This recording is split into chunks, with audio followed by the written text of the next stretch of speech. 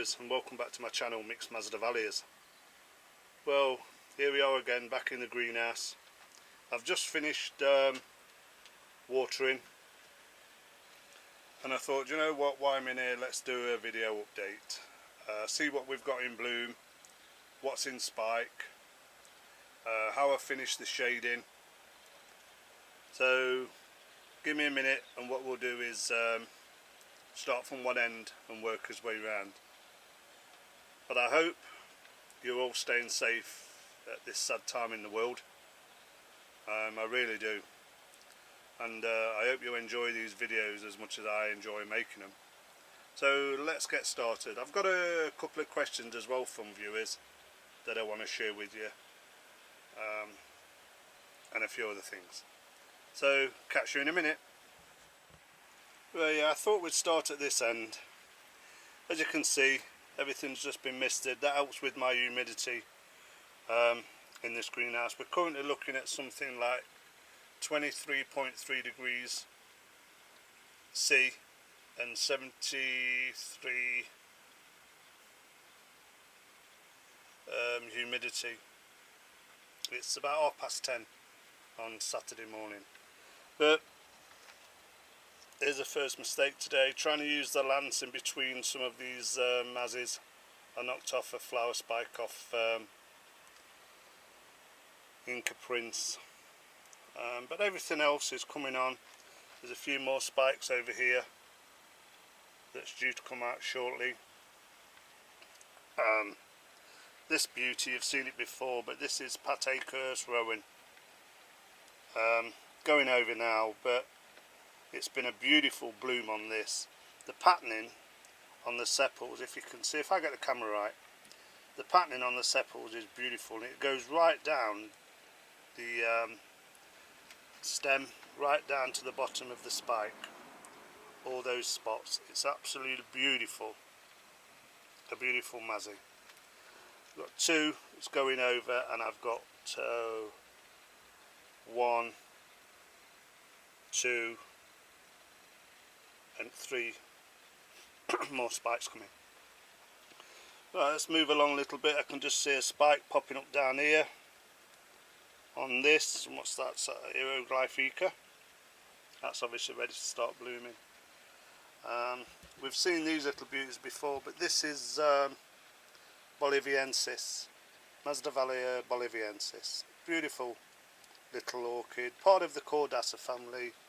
New spike there, look. New spike there, and new spike there. Sorry, so we're getting plenty of spikes coming on it. This one opened a couple of days ago. I'll try and get a bit of a close-up, not brilliant with this camera, you know that. But I thought that that might be a beautiful picture of that, if I can get the colour. I've got some more spikes coming up here, and that is Coccinia variety Ariana. 3 nice spikes coming on that. No ID, got a nice spike coming on that. I don't know if you can remember when I scrounged Rosella, the 3-leafed cutting. If we look at the back, if I can get in there now, we can see 4 new leaves. So it's actually took on that mount. Let's move down a little bit. We're seeing Inca Prince. Right, Golden Monarch, beautiful Golden Monarch. That'll be open probably tomorrow. Now it's just clipped open, look, ready to produce its bloom. I don't know about you other growers, but I find that Golden Monarch produces 1 flower at a time. When this is ready to die back and it starts dying back, then it produces another spike. You'll have to let me know if that happens to other people, because it certainly happens to mine. We've got a question on that for you in a minute. Here's my one of my Ignias. This is the one that I used on my GVOS Global Virtual Orchid show the other day. A truly amazing, lovely orchid. Look up here, we've got my Cassia. if you've been following Casey, you know I've had these 3 leaves for quite a while.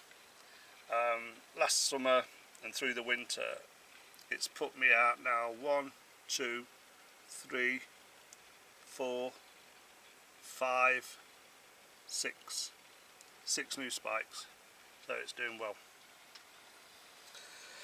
This one never seems to fails to amaze me. Caultalo, it's a hybrid going over at the moment, but as soon as this blooms, I don't know if other growers have got this, but as soon as it blooms, the tails on the top sepals start to curl every time. It's not just because it's going over, that's how it usually is. If I can get a better shot of one, probably there, you can see that's how, and it is a truly a beautiful colour, Masdevallia. And down here we've got a few more Ignea popping up, another spike down here. I'm assuming that's an Inca Prince. This little beauty's just opened today. This is Coccinea alba. If I can get close to it, I probably can't, but it's going to be pure white and it'll have yellow tips. Sorry, let me get the camera in a better position. Yellow tips on the leaves. They are beautiful. By the looks of the second spike, to me, looks like it's blasted. You can tell by its yellow colouring on the inflorescent. It goes green at the bottom, then it starts going yellow. I'm assuming that one's blasted. What else have we got down here? Got a great deal on that. I've also got a couple of questions today that I've got to sort out from viewers, and we'll get round to them in a minute. I'll just finish off letting you have a look round what I have got. For all you people who's starting out on these Masdevallias, give this a go. Inca Prince, Masdevallia Inca Prince. It's a hybrid. It's a Viciana cross hybrid. I'm not sure what it's crossed with now. I can't think of the name. What is that crossed with? Look at another one. Sorry, it's crossed with Angel Frost. Viciana and Angel Frost. Now I know quite a few growers grow this. The local people I used to visit before we had this lockdown, a lot of them grow them, and you can pick one of these up between £4 or £5 for a division, and you can't tell me that into a beautiful looking orchid. And that's what it is, people. Masdevallias are still orchids in their own right, and they're beautiful. We've got another Highland Fling. It's pushing out another spike here. That should be open, probably take a week for that one, I'm not sure on it. Next to it is Sunset Jaguar, doing nothing at the moment. This time last year, Sunset Jaguar had quite a few spikes on. I looked this morning and I've got none, but I did notice that the leaves are quite dark green. I'd probably like them to get a bit more light. It's under this fan on this shelf, but I don't want to move it this season. It flowered in that position last year, so if I move it I could put it off from flowering again this year, so I'm going to leave it. But when it has bloomed, or if it don't bloom by the end of spring, then I'll definitely move it to give it some more light. What else have we got over here that's coming to flower? Well, we've seen this. Let me pick this up. Filaria Red. Let me just check the name. Yeah, Filaria Red. Look at the shape of that. Cup-shaped Masdevallia. Truly beautiful colour. They're unreal. They're amazing. You know, you get Masdevallias like that. That'd be, anybody would be proud to have something like that. They are beautiful. Beautiful looking orchids. And that's Filaria Red. I believe you can get it in a yellow version as well. I haven't got one yet, and I haven't seen one for sale. So at this moment in time I have to bear with that. It's only a young division, but it's put me a nice spike up. What else have we got around here? We've got Teppel's Sunset Jaguar here. Let me get in there. It's put me, where are we? one spike up at the moment. That's a beautiful pink flower with black spots. I'll share that with you as soon as that comes into bloom. But that is an amazing Masdevallia. Here we are again, look, more igneas. At the back there, look, more igneas. More igneas. The trouble is when you grow Masdevallias and you start taking divisions, what you end up doing is podding them on, and you end up keeping them if you can't get rid of them. If people don't want to swap them or, you know, take them off your hands, you've got more than, well, the similar division to what you don't want. There's a orchid down here, sorry, Mazzy down here. If I get into it, that's definitely gone over now. It's all circled up. But that would have been a beautiful one in its time. Right, one of the questions I want to ask people, other growers, why I'm on today, is this plant. Let me step back a bit. Masdevallia reginaea. A truly amazing plant in my opinion. It flowered for me last year, and if you look closely down here, if I get the camera right, you see that under my finger now, that is the spike from last year when it bloomed. And I was working away, and when I got home it was in bloom, but I didn't have time to film it or take a photo. But most of my Masdevallias and all the other Masdevallias I grow, the inflorescence usually comes out from the side of the leaf in the sheath. This one obviously come under the media, hit the side of the pot, then turned upright. What I want to know from other growers is, do you grow these in pots, in baskets, or mounted? Because after seeing how that performed last year, I personally think that this is more Dracula type than a Masdevallia in its growth system, how it produces its inflorescence and spikes. Because to come out the side down here, you can clearly see there's no leaves near it. It come down, touched the pot and came up and bloomed. Now if that's the case, that they want to be in a basket like a Dracula, then I'll do it. But I want to wait, because it was about this time last year when it flowered. It hasn't flowered yet, so I don't really want to move into it, and I don't want to lose it, because this is an amazing plant. It's the right colour, you can see it's quite light, it's getting enough light. I've been on to local growers and asked them, and I've only got 2 people locally to me who's also got reginaea, and unfortunately they haven't been able to bloom it yet. So whether they're still too young or the environment they're keeping it in is not right, I don't know. But if any viewers out there have got reginaea, I'd appreciate you telling me if you keep it in a pot, or if you keep it in a basket, or you've got it mounted, or how have you got it, and where do the inflorescence come from on your reginaea. But while we're talking about these plants, let's get on to one of my favourite subjects, buying them.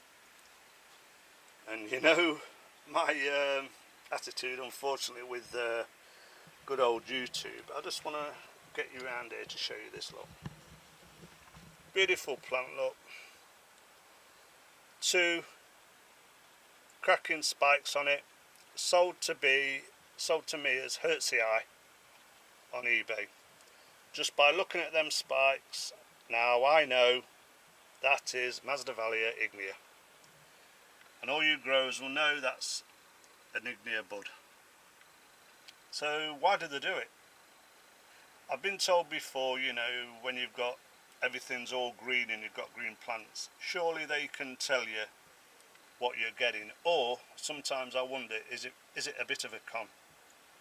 I mean, that cost me £18. I can pick an ignea up for £10 locally, but I paid £18 for an ignea there, and I thought I was getting hurts the eye. 5 months down the line, it's too late to phone them up and complain. I always send them emails telling them to check their suppliers, that they're not putting the correct plants labels in before they send them to them, but there's not a lot I can do about it. Right, one of the questions I was asked why we have a look around here is if I can get a decent picture. Right, can you see that yellowing on that leaf. And again, down here, the yellowing on the leaf. The question I was asked is, why does that happen on Masdevallias? The majority of time is that's an old leaf dying back. It will go yellow, it will go brown, then it will eventually drop off.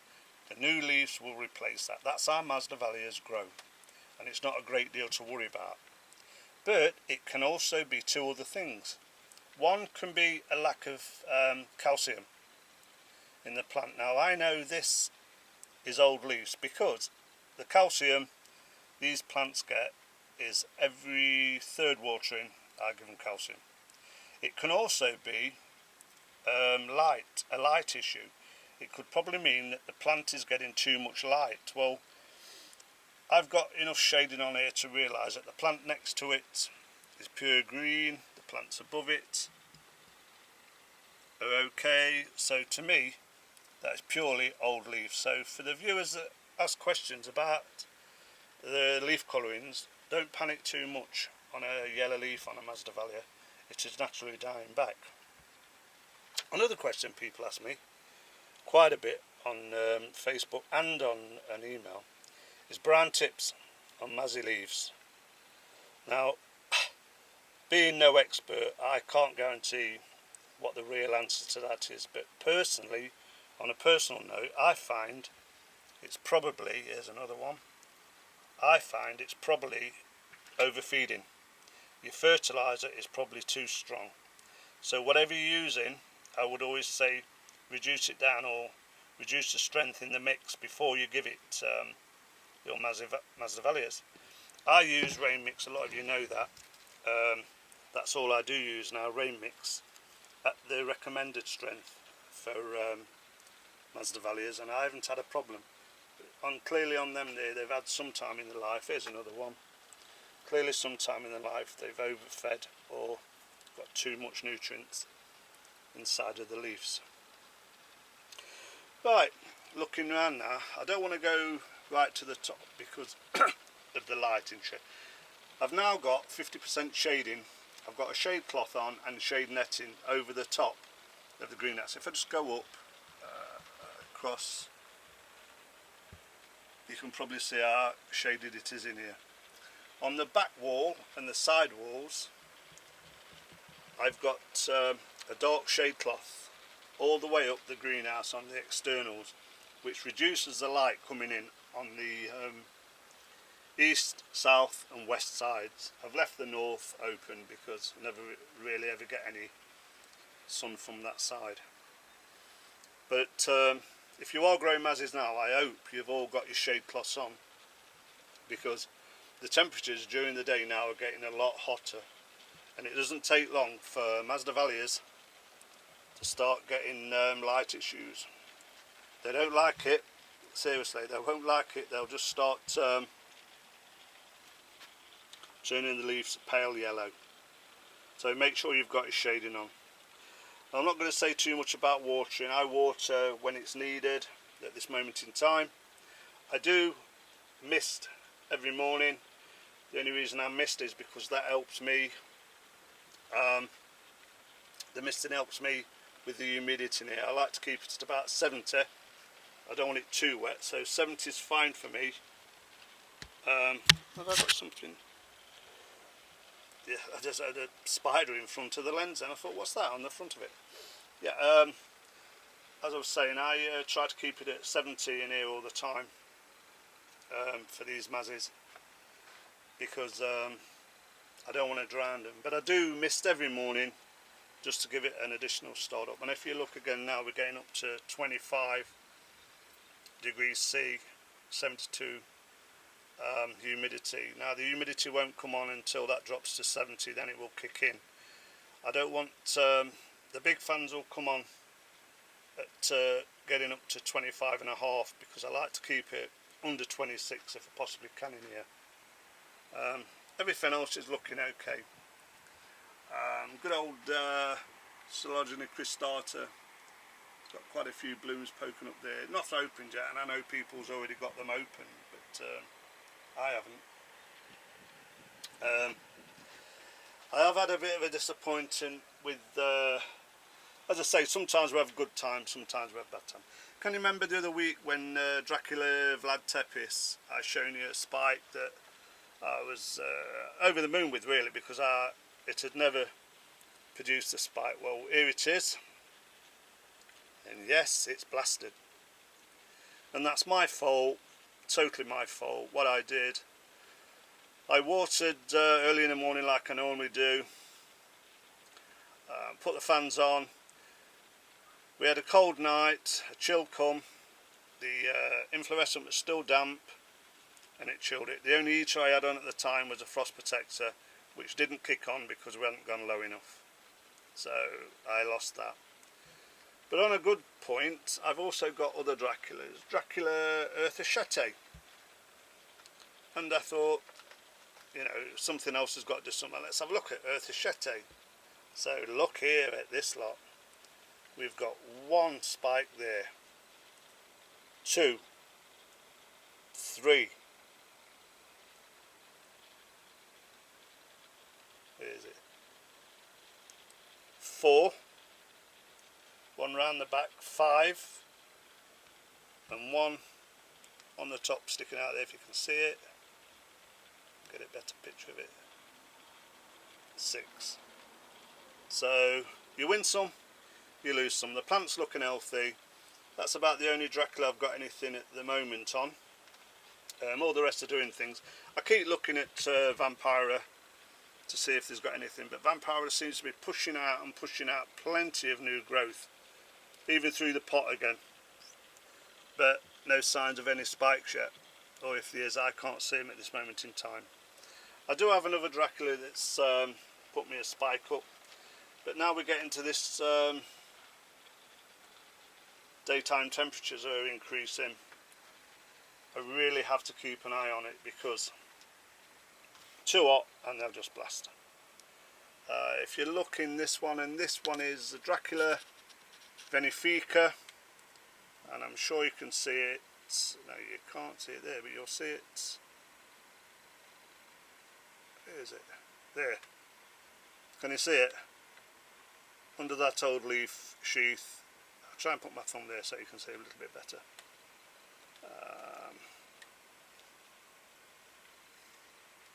Just there, look, above my thumb. So that's the only one I can see on Benefica at the moment, but I'm sure now it's got one out, it'll put a few more blooms out. Well, I hope you've enjoyed that, viewers. As I said, that's everything I've got at this moment in time. I'll do another one in a few weeks when all the blooms are coming out. Sante Inese is a lovely Mazzy. I don't know if anybody else has got that, but that's a recent division I obtained, but it is a truly amazing one if you can get it to bloom. That's some of the questions that people ask. You can grow orchids as good as the next person, but you're not guaranteed to get a bloom. If here's another one, what I'm going to tell you. Smit Mummii is a beautiful Mazzy when it's in bloom, and they're difficult to get hold of. I got a small division, very small division, but the roots was terrible on it. There was hardly any roots. So before I put it in my preferred media, you know, small bark, perlite and sphagnum, I put it in just pure sphagnum for a few weeks to try to encourage the leaves to grow, to encourage the roots to grow. Once them roots are growing on their own and they're pushing out, then I'll repot it into my standard mix. Well, viewers, I don't think there's anything else I can show you at the moment. Everything's coming on, everything's growing. I hope you're all having success in your greenhouses. I really do.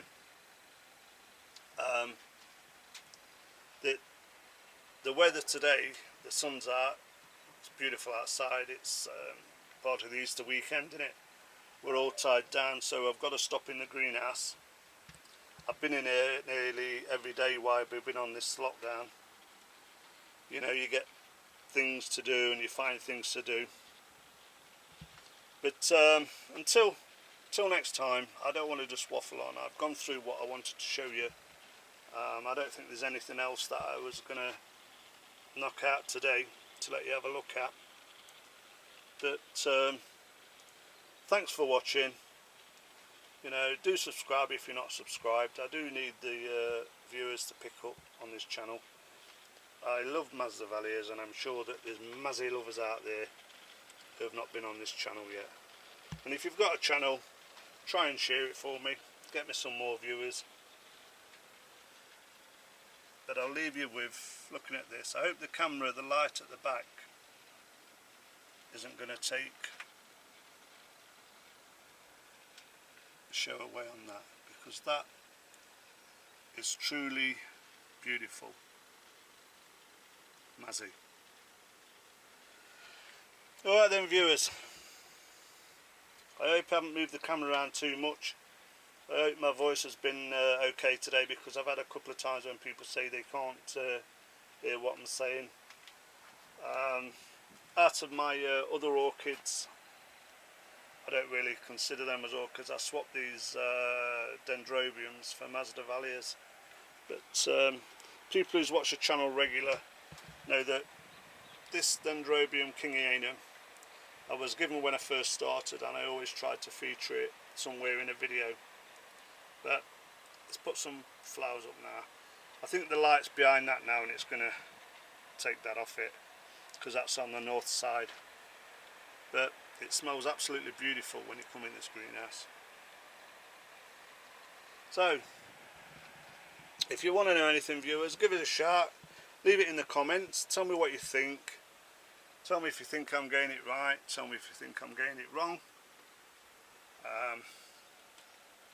But don't forget, if you do grow Regina, let me know how you grow it. And I'll see you all on the next one. Thanks for watching. Bye.